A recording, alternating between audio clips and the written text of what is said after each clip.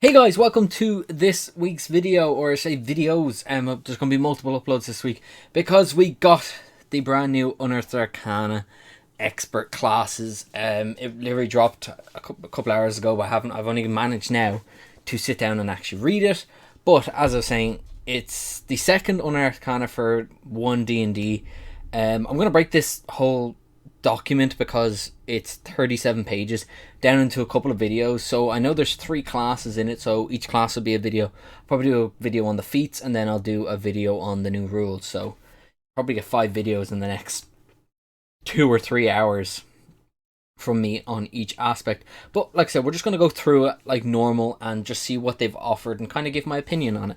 So essentially, this document is second series, but the series uses rules for the 2014 Player's Handbook, except where noted, providing feedback. Expert classes. 3 classes appear in this document, each one a member of the expert group: the Bard, the Ranger, and the Rogue. Each class appears with 1 subclass. More subclasses will appear in Unearthed Arcana in the months ahead. There's feats, spell lists, and rules glossary. It's playtest material. Power level, feedback, blah blah blah, nothing important here. Let's just see.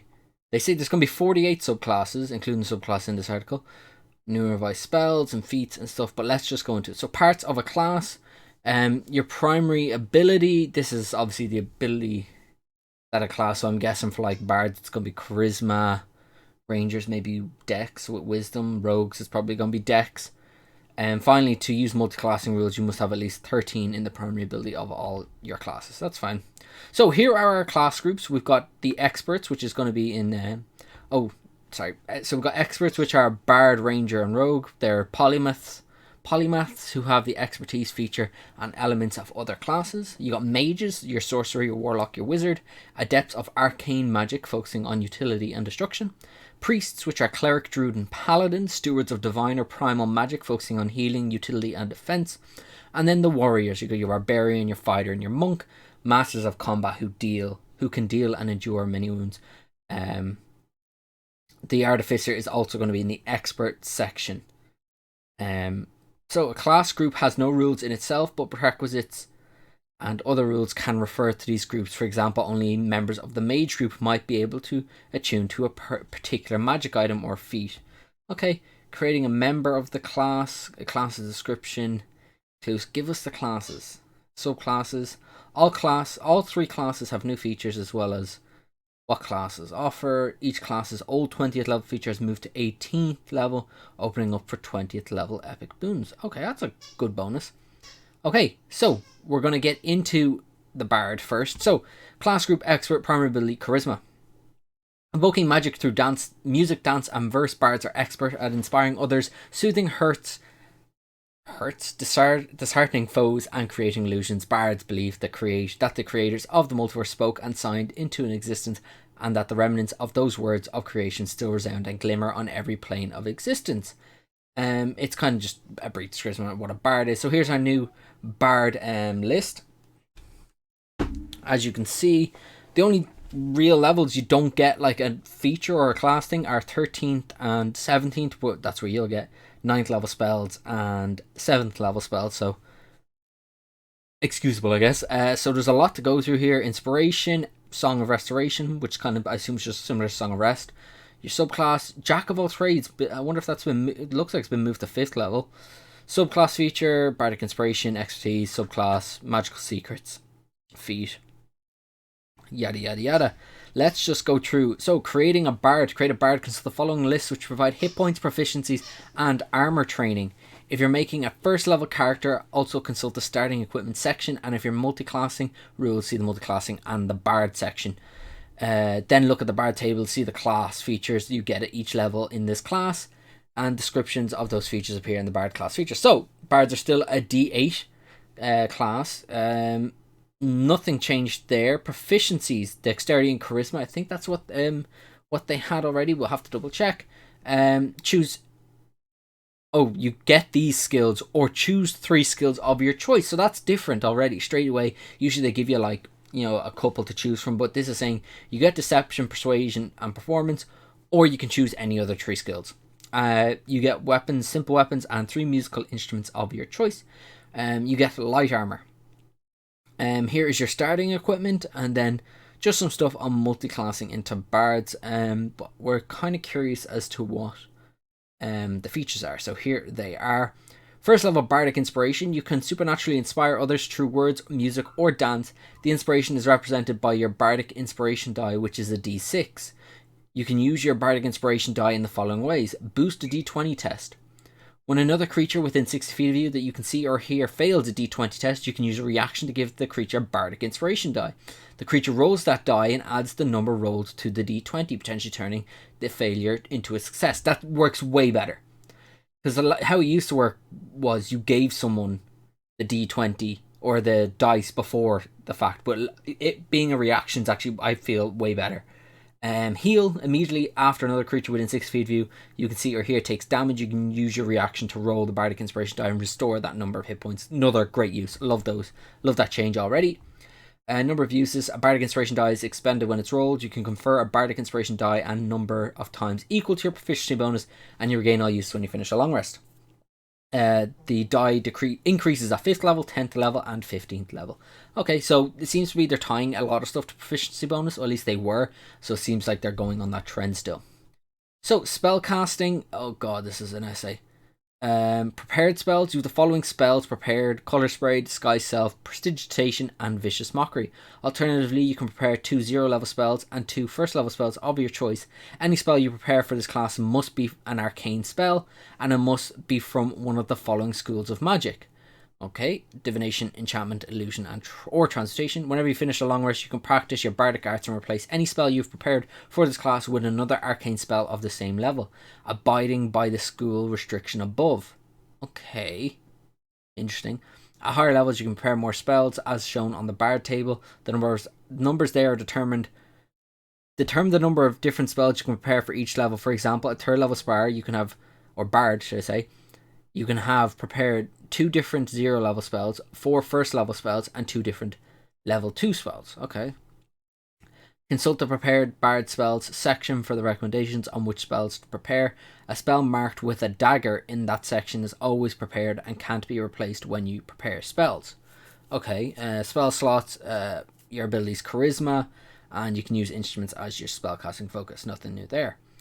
Your 2nd level feature, expertise. You gain expertise in 2 of your skill proficiencies of your choice. Performance and persuasion are iconic choices for a bard if you have proficiency in them. So just get expertise on 2 skills. And then Song of Restoration. You have learned how to use music, poetry, and dance to heal wounds and maladies. I don't know. When you reach certain levels in this class, you add specific spells to your Songs of Restoration repertoire. As shown on the Songs of Restoration repertoire table, you always have that spell prepared, and it doesn't count against the number of spells you have prepared. So you get Healing Word, Lesser Restoration, Mass Healing Word, Freedom of Movement, and Greater Restoration. All good spells. So that's changed. So you don't get your Song of Rest anymore. Instead, your Songs of Restoration are healing spells, or at least support spells that a bard just gets to learn, I guess. 3rd level, you get your bard subclass, which appears to be the College of Lore, which we will get to in a moment, so we'll come back to that. 4th level, you can get a feat or an ability score improvement. Nothing there. Jack of all trades. You can add half your proficiency bonus rounded down to any ability check that you make that uses a skill proficiency you lack and doesn't otherwise use your proficiency bonus. So works the exact same way. 6th level, another subclass feature. Font of Bardic Inspiration. You regain all your expended uses of Bardic Inspiration when you finish a short rest or a long rest. Okay, so your Bardic, they're really encouraging you use your inspiration a lot more. I guess it being a reaction, it will probably be used a lot more, so that's probably a really good change. In addition, if a creature rolls your Bardic Inspiration die and gets a 1 after any rerolls you might have, that use of your Bardic Inspiration isn't extended. Wow, okay. So it's kind of like your inspiration failed, so you get to keep it. I like that change. Another feat, 2 more expertise skills, subclass feature.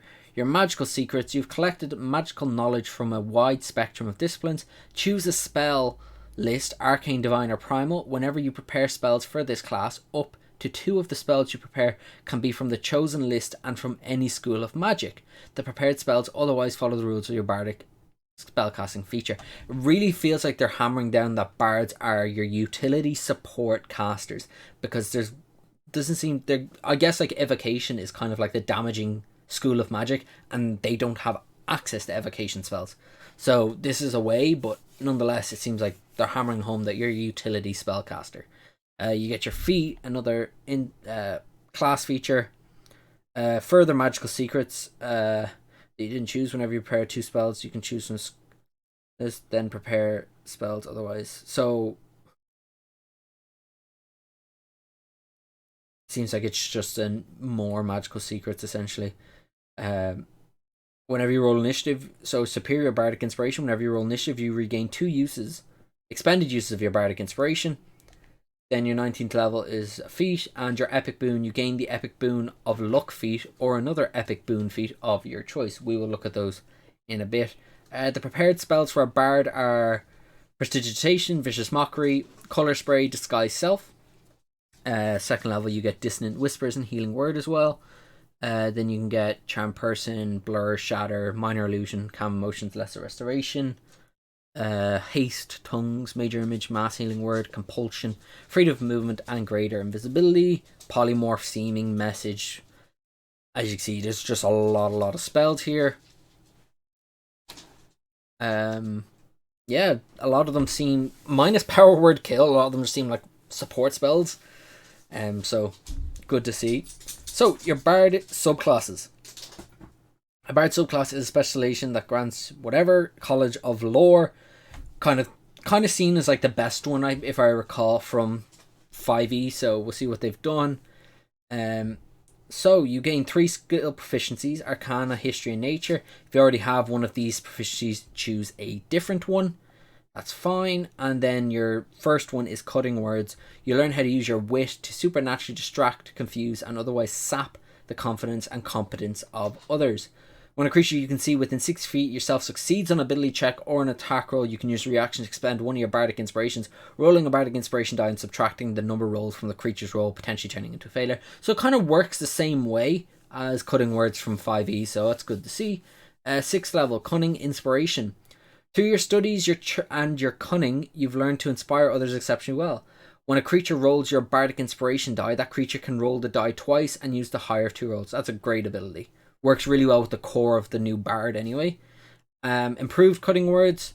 Whenever you use your Cutting Words feature on a creature, you can deal psychic damage to that creature equal to the number you roll bardic inspiration on the bardic inspiration plus your charisma modifier. So that's pretty cool. A little bit of extra damage, like you're kind of like, and it's almost like an even better vicious mockery, if that makes sense, because vicious mockery is psychic damage and stuff, so it's kind of like your words are actually hurting them. And then your 14th level ability, Peerless Skill. When you make an ability check and fail, you can spend one of your bardic inspiration dice, roll the die, and add the number rolled to the ability check, potentially turn it. So essentially it allows you to use your bardic inspiration on yourself. If the check still fails, you still get to keep it. So that's Bard. Funnily enough, I've only ever played a Bard once, and it was for a one-shot, so I'm not too familiar with the class. But I like the changes. I like that they're really hammering home at being a utility caster. I'm very happy with it. Obviously, there's a lot more still to go. So if you enjoyed this video, make sure you give it a like. Let me know how you feel about Bard for this. And the Ranger video will be up very, very soon. And I guess I'll see you there. Bye.